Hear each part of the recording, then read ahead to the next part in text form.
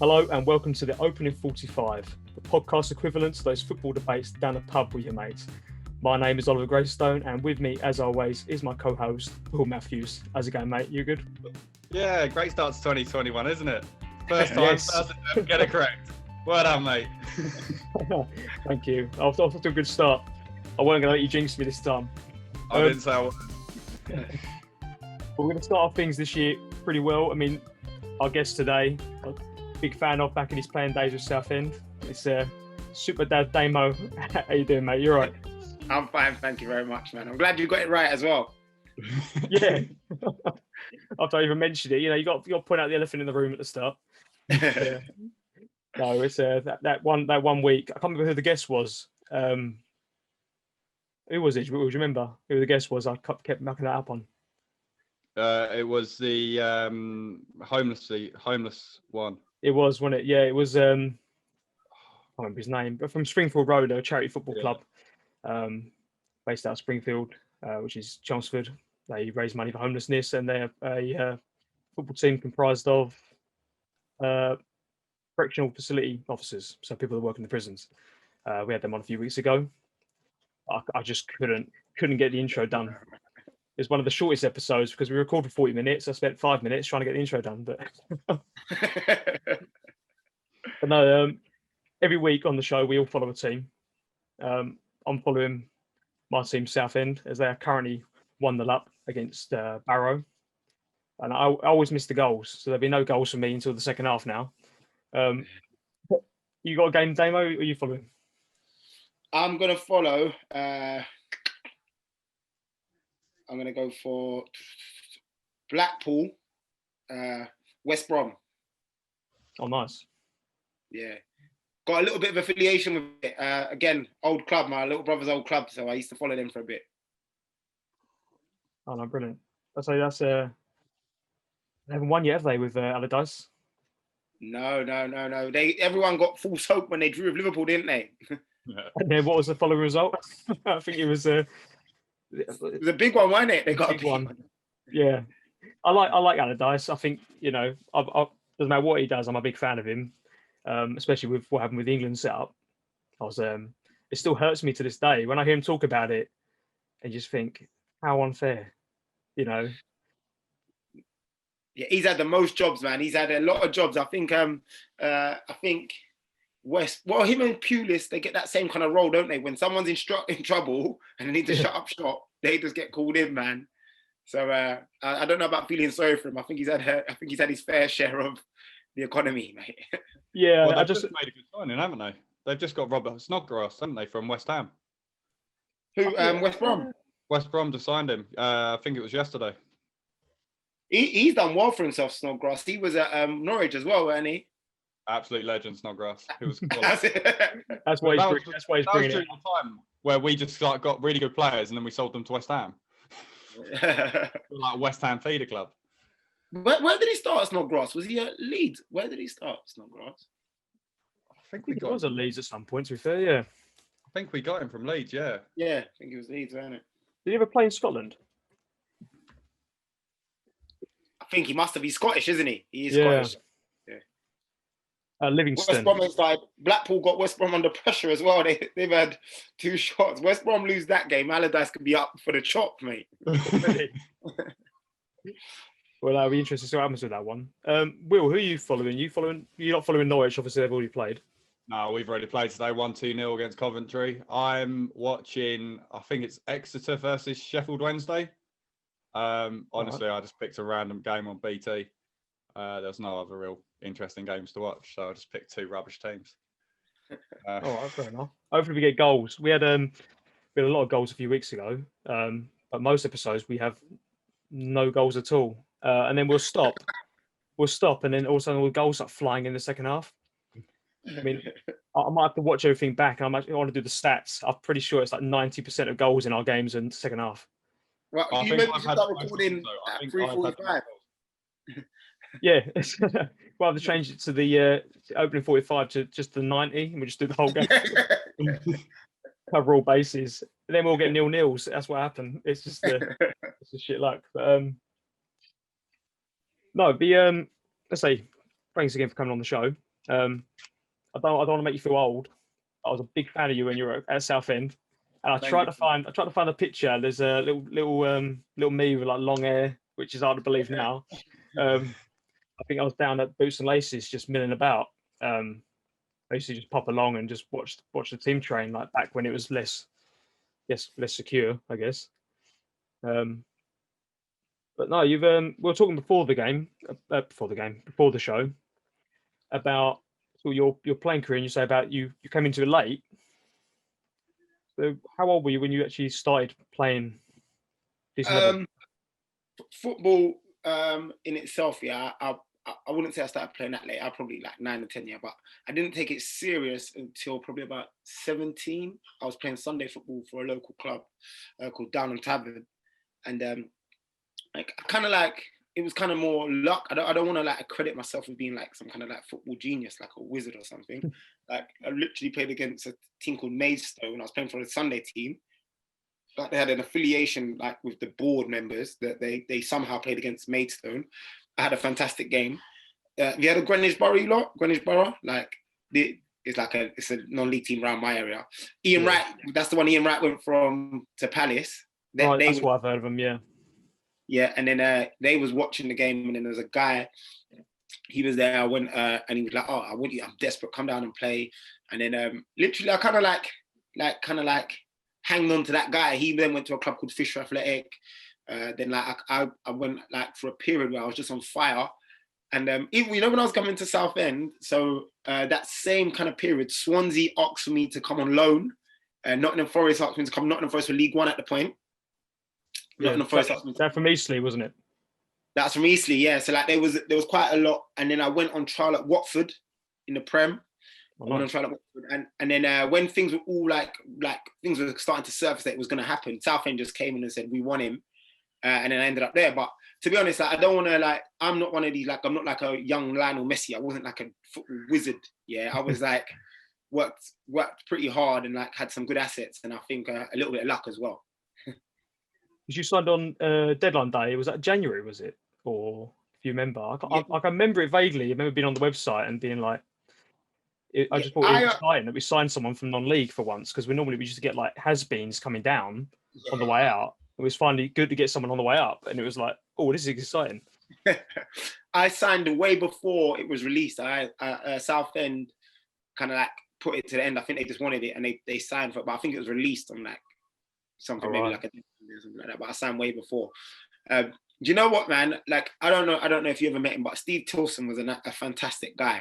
Like, and I wish that he went on to have like a longer career in the league. I think he was like sincerely like a people's person. Like he's a top guy, and I think maybe like the club when it went dark didn't suit his personality. But that was one of the turning points, man. Like when I met him, I was like, "Right, this is actually a good human." Like you don't really meet them in football like that. You kind of always get these kind of old school managers that want to play hard man when you meet them, you know. So yeah, with Tilly and Brush, I say good years with them too. And as you say, things went dark off the pitch, and I from a fan perspective, I don't think he could handle it in terms of his style of play, the amount of players he was turning through. Like the turnover in the squad was crazy. I think he's a good guy. He's a good guy, isn't he? He's a good guy. Yeah, I've met him a few times. He was linked to Norwich. When he linked to Norwich at one point. Yeah, I think I heard the rumors about that. Yeah. I think who did we go for in the end? I think that's when we went for Paul Lambert, weren't it? Yeah, I remember that. Right, I remember that. I think Tilly maybe like in the nature of football may have been a little bit too loyal, you know, and he could have like, you know, when the club was starting to capitulate and like, I think he could have just gone on to maybe like a Norwich or something. Maybe he loyalties let him down in that circumstance, right? Yeah, I think so. I mean, I think when you look at the squad that we had when we came back down to the Championship, and was that the year you signed, I believe, our first year back? Yeah.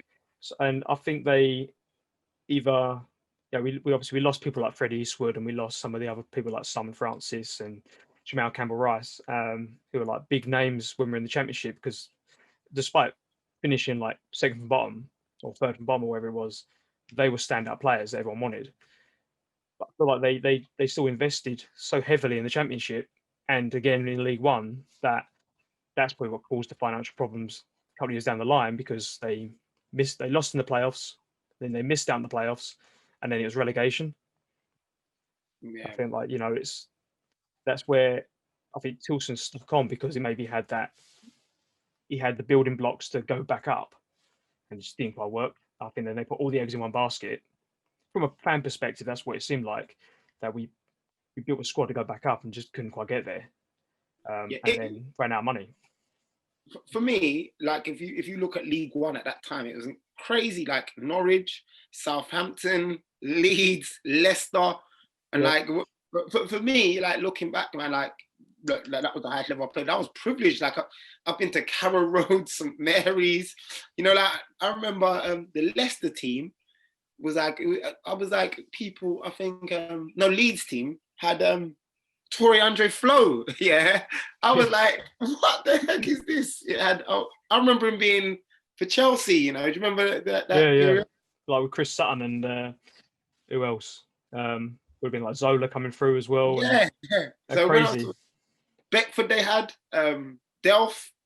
They had some. So for me, I think missing out on promotion in that period, I don't think it's like anything to be ashamed of, because that was even Doncaster had a hell of a team. I don't know if you remember Doncaster. They were a good that was a team that turned us over in the playoffs. I think we drew 0-0 at home and went to their ground and 5-1.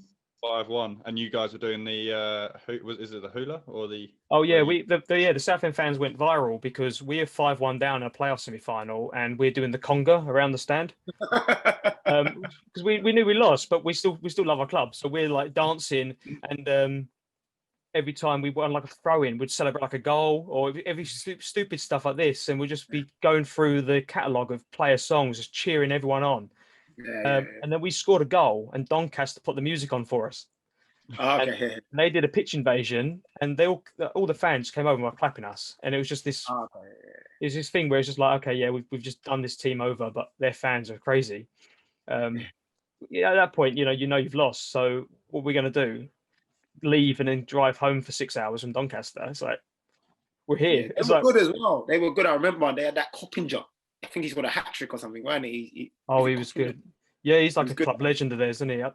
Is he still there? Oh, 1-0. I think. Who scored then?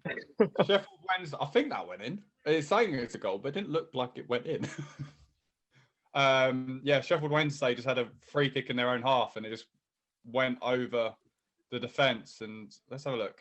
Yeah, he's onside first time. Yeah, he just controlled it and smashed it near post. Terrible goalkeeping. Terrible. Who they got? Exeter. Exeter, yeah. Yeah, it was. I don't know how to explain that one. It kind of just like came over the top. He kind of headed it and just smashed it in near post. Keeper didn't cover his post at all well. That's League Two goalkeeping for you. But yeah, I wasn't expecting that. Yeah, Exeter's been on top in this game, and yeah, just one chance, one goal. Oh, nice. No, yeah, back on the Coppinger. Yeah, I've just I saw it the other day. He's still with Doncaster, and he's like, well, obviously their record appearance. He's made like nearly 600 appearances for him. And this is his. I'm pretty sure I read that it's his last season, and they're doing something like, they've done like a special kit or something for him. Okay. I think that's how it works. I remember seeing something on it, but I'll find that and I'll chuck it on the Twitter when we've done with this. But he's like absolute club legend for them. He's been there since 2004. It's like 16 years of one club. Oh, wow. Unless you're a mega star making loads of money at the top level, who else does that? Yeah. That's an achievement, man. Like, remember Kev Mayer at Southend? Kev Mayer. Oh, absolutely, yeah. My favourite all-time player. Loves Kevin Mayer. Absolutely Kevin Mayer. He didn't get the credit he deserved half the time.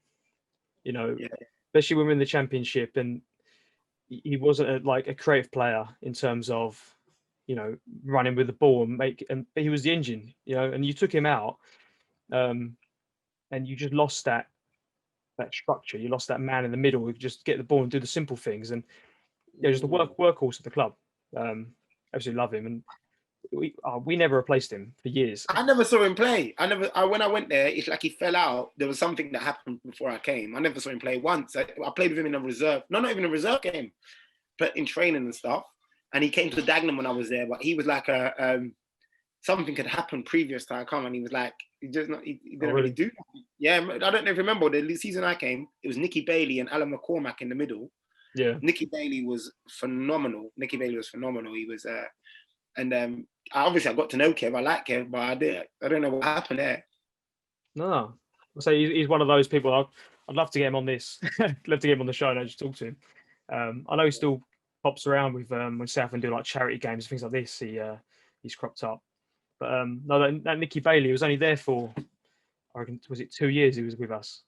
And then, unreal, man. It was just one season, and then I think we played Peterborough first game of the season. He scored the winner, and it was his last game. He's unreal. He was unreal, man. In training and stuff, I think like he just dominated, man. He's an animal. He's like a little Gerard, man. He's like a little Gerard. I found him between him, Gower, and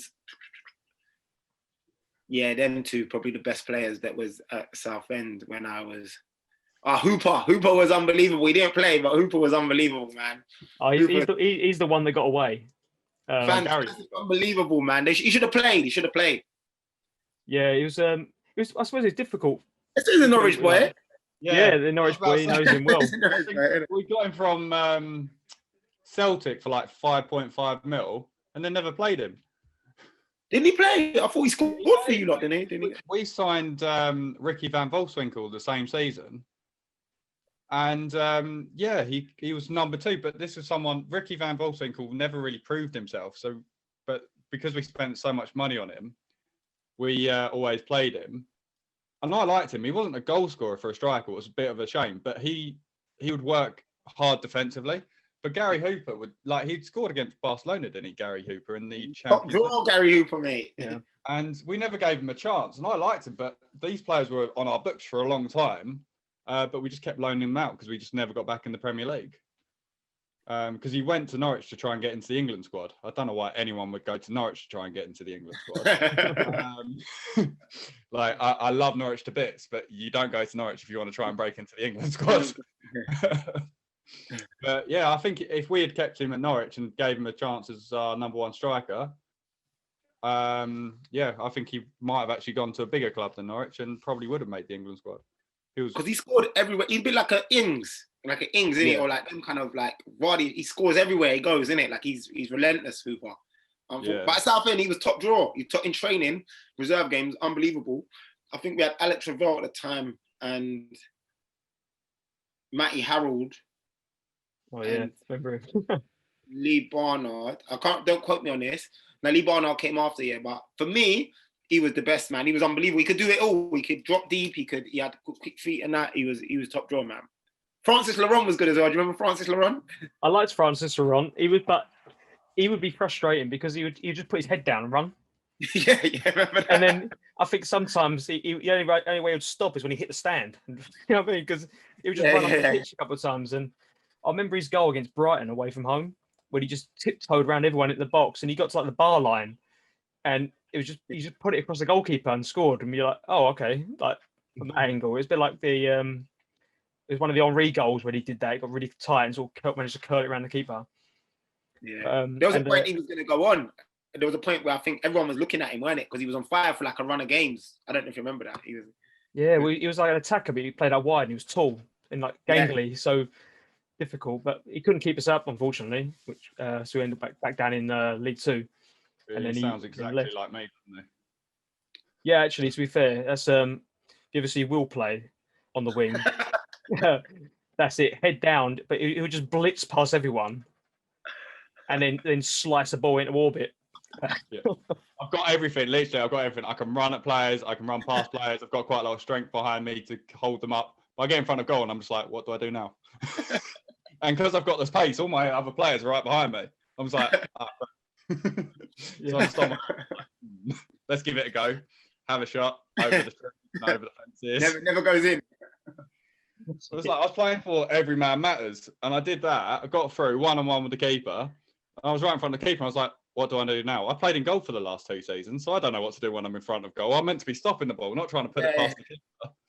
And I went with a little dink over the keeper. Somehow the guy did an overhead kick on the line to keep it out. I was so annoyed. First time on pitch for like 2 years, and I'd get my goal. So who would you say, in your whole career, who's the best player that you've played alongside? Do you know what? Them questions are tough, like, because I think people want to hear ability, like people want to hear about skills and stuff like that. Yeah. Like, for me, it's about effectiveness, like, and someone who impacted like the game and the team as much as possible. And you see someone like Nicky Bailey, like the way he led like the Southend team, like, like a goal, a tackle, like it was like kind of like, it was like a bit, it was motivational, it was inspirational, like Gerrard in the Champions League final for Liverpool, like he'd get a header and then he'd smash someone, and then, so like I would have to put someone like Nicky Bailey in there in regards to like effectiveness, Lee Barnard, like a different position, man. It's a tough question, man, but like a leader, Adam Barrett, like them kind of guys there. Ability wise, he would be. There's a guy, I don't know if you've ever heard of him. His name Dean McDonald. He was at Ipswich. If you have a look at him, he played a lot of non-league games. He's fucking unreal, man. He's like a wizard, but he's like 5'2". Yeah, so it's been a bit against him, but it's such a tough question, man. People always ask me that, but like, do you not remember Adam Barrett, like him? Yeah. Oh yeah, absolute, legend. So people like me, Southend fans, that's what he is. Don't want to throw that word around too much, but that's what he is. He's fantastic. He's a leader, but like you would never put him in, like you'd never say he had any more ability than like someone like I don't know, someone more technical like Francis Laurent, like someone like that, yeah. But as like a champion for the team, putting his body on the line, man. Them guys, man, I love them. I love them. So yeah, Nicky Bailey is an all-round package: ability, effectiveness, powerhouse. Even Anthony Grant. Remember Anthony Grant? Yeah, good player.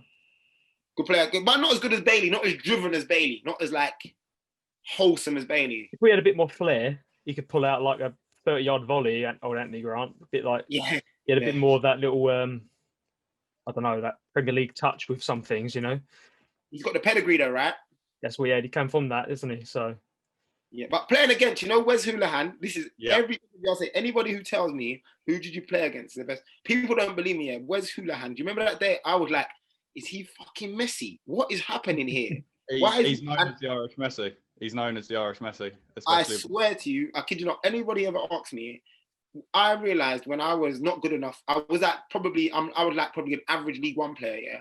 When I played against Lallana at St Mary's, I was like, what is this, man? Why is he so good? Yeah. And Wes Hoolahan at Norwich, I was like, I don't know, this is something else. Does that make sense? Yeah. Well, I bet if you ask James Maddison, who's now at Leicester, who he learnt the most out of any player he's ever played with, who did he learn the most out of? I guarantee he'll say Wes Hoolahan, because they were fighting for position when they were at Norwich. But James Maddison, quality-wise, at that time was better than Wes, but Wes was coming to the end of his career at Norwich. Yeah. But they were literally like best friends. They would train together. Wes would teach him how, like, all these tricks, because they were exactly the same kind of player.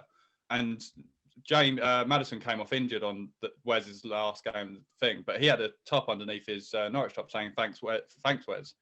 Like, he's got so much respect for him, and you could just see the quality no matter when he played. He just had so much quality, and his last goal for Norwich, fair enough, was complete luck, because he had a shot from like 45 yards and it took like a massive deflection. But I think it was there for 10 years, I think. He's unreal, man. He's unreal. Them players, it's like they're thinking ahead. Like, so I always think, man, if I played against Lallana and he's that good, I always think, how good is Messi? Like, like how good, I can't get near Lallana. How good is Messi? Does that make sense? I always think that. Yeah, you'd love to find out though, wouldn't you? Even though it'd make you feel a bit shit. Yeah. I honestly just think that what it is, that their scale of thinking is beyond. So it goes beyond technique. It's like chess. Do you get what I'm saying? Like, they see things. Yeah, that's it. I think it gets to that point, like, where technique is technique, but it's also like the fact that they see the game a little bit quicker than you, and like they know that you're shit, so they know that you do that and stuff like that. So Yeah, I've said this a few times on the show. Like when I've mentioned before about getting into non-league football and watching non-league football, and you turn up and they're pinging 40-yard passes on a dime, and they're putting crossing balls in on people's heads and finding the top corner, and you got goalkeepers picking out free kicks in the top corner. It's like it's great. It's the decision making and the understanding. It's the IQ. I think as you get higher up, obviously you get some absolute wizards on the ball that can do stuff that no one could. I wouldn't be able to deal with a PlayStation controller on FIFA. Some of the stuff I've seen people do. And a lot of it's just like IQ, and that's when you get people like Kevin Mayer who played the championship on IQ, as opposed to I'd love him to come on the show. You'll hate me for saying this, but ability with be able to pass the ball and cross the ball, is he head and shoulders above non-league players? It's fundamental because it's not. It's like that. It's the IQ of you understand the game and you can preempt situations just by understanding it. It's efficiency though, right? Isn't it? It's like he probably knows the tools he has. I read Roy King's book. You know the tools you have and you work the tools you have, right? You don't try and do messy if you've got and it's about that. Like I don't think anyone would dispute that some players at lower levels have more ability than the ones at higher levels. It's but efficiency, how well can you use them tools, right? That's it. No. So when I played football, I was a Sunday league player. Obviously, I'm not going to go and play on the wing and try step overs. It's I might have done when I was younger, but definitely not now. Now I'm just like head of the ball, centre back. But keep it simple. Keep it simple. That's it. And that's just then that's your strength, and that's what your value is to the team. Like no, the last question on your on your professional days, best manager, or even for your whole career, who's been that one manager? A guy Wayne Burnett. He was with me at Fisher and Greenwich. He's now at Tottenham under 23s. He used to play for Grimsby and stuff like that. And I think he played for Newcastle. The reason why I would say he's the best manager is because I think he was a little bit ahead of his time. So when I was in non-league, obviously you lot must understand non-league, it's very like brutish and masculinity, like you fucking do that. So like the instruction levels were like not the greatest. It was all aggression. But he was so far ahead of his time. Like he would like culturally would explain, and he understood that shouting was just one form of like communication. And like he was so, and I probably needed that because where I came from like South London. Like shouting at me was a way to like argue, not really a way to pass communication. So I never understood that in football. That's why I think Tilly was so good for me. And then, but I think it's more common now, isn't it, that managers are more, they express themselves better and stuff. He's fantastic, and tactically he was so far ahead of the non-league game. That's why he's at Tottenham under 23s now, I guess. Yeah, unreal. Yeah, but if I was to say the comparison between him and Tilly is that I think when Tilly, the group of players he had and the way he coached them, it's a group of professionals. When Wayne had to do it with a group of like people working on a building site and then motivating them. Does that make sense? Yeah, no, it totally makes sense. I said that was your first big step, wasn't it, on your career with Fisher as well? So, and he was the guy that brought you in from that. 1-0 Blackpool, 1-0 Blackpool. Oh, lovely. Sam Allardyce is off, man. Bye, Allardyce. 41 minutes. What a terrible time to concede as well. I say, who scored? Oh, Jerry Yates. Okay. Yeah. When you look at football, you play this. When your confidence is low, anyone can beat you. You know that, right? Innit? When your confidence. Oh yeah, big time. Oh man, that's not a good start for him. You think? Would they put him on the chopping block now? Yeah. That's what a Blackpool League One or League One, right? League One, right? I think League One, yeah. They would that just, that would be. I don't know if what the team West Brom put out, but I don't think they'd want to lose, right? No, they need momentum. They're not going to get that now. Yeah, League One. So we've got about 5 minutes left on this show. It's gone really quick. The next bit, basically ask you about is, so now you're like a performance coach. You're like a trainer. Was that a natural progression for you? Is that something that you thought through my career, I'm gonna finish football and then that's what I want to do, or was it that a point in your life where you thought, what can I do, and then you found that? Well, definitely when I played football, I definitely wasn't one to look after myself. Like I probably carried a bit of weight and stuff. Like I wasn't, like I had a bit of like a non-league mentality towards conditioning.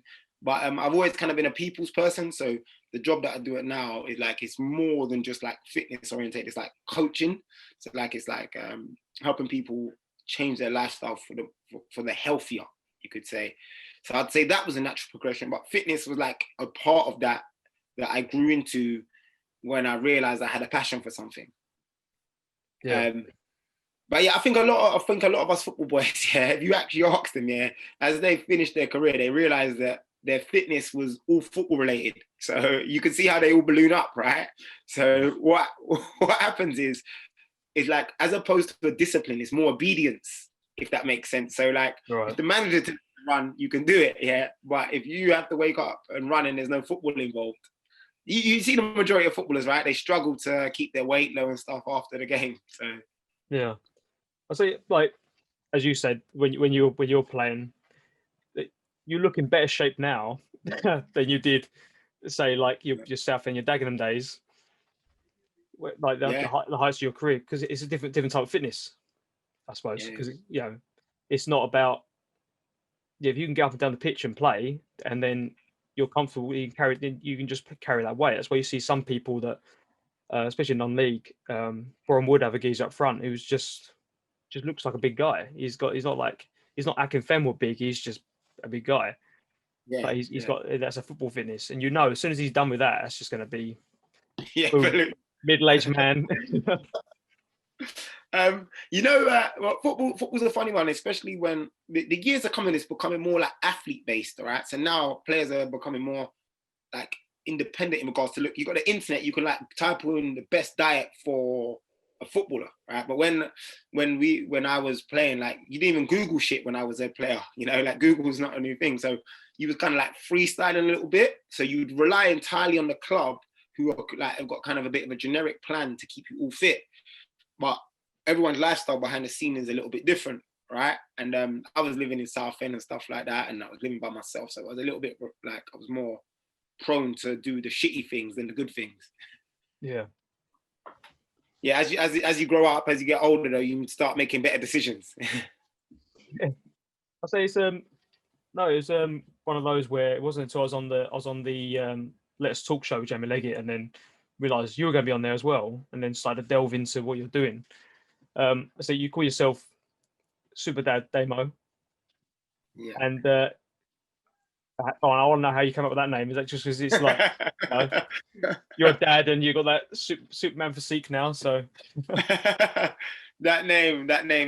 Listen, I'm not gonna like accredit myself with being a super dad. I'll let someone else call me that. But a lot to do with like social media handles, man. So like you put in like, it's my business as well. So you put in like a catching kind of thing that suits the niche that you appeal to. Yeah, it's not like not like I've done anything super as a father. I didn't like save my kids from a burning building or nothing like that.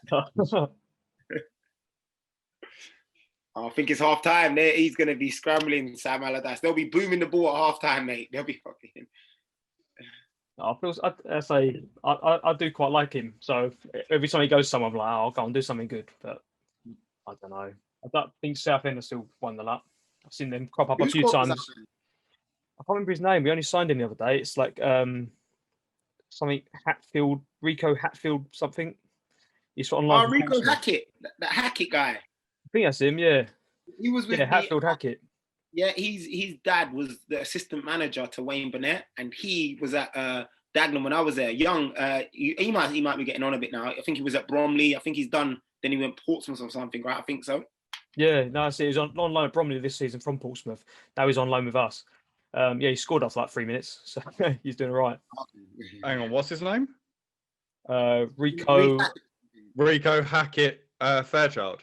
Fairchild, that's the one. Yeah. Yeah, I signed him for Chiro on Football Manager. He's absolutely awesome. That's always a good sign. If you can sign him on a Football Manager and he bangs in the goals. Yeah, it means. I do that. I'll be on Sky Sports. I signed that guy. I signed that guy once. I heard the name and I was just like, hang on, go on Football Manager quick. I've got signed them for a free transfer in Conference South or something like that. Got me promoted. Thank you very much. I'd say we've literally got like a minute left on the show. So thanks again for coming on. Where can people find you online? So I'd say just Instagram, superdad.damo. All right. That's the best bet. I'm on Twitter and stuff like that, but it's everything would channel through there anyway. So that's fine. We'll get these up on the screen, and we'll get mine and Will's Twitters up as well. No, thank you again for coming on. To everyone watching the show, make sure you hit that like button, subscribe, go follow Damo as well on Instagram, especially during lockdown. You know, get that lockdown bod out the window. I've been following some of your videos, trying to motivate myself a bit. But yeah, go subscribe, share the video, and we'll see you next time. This has been Open 45. Cheers, Thank guys. you. Bye, guys.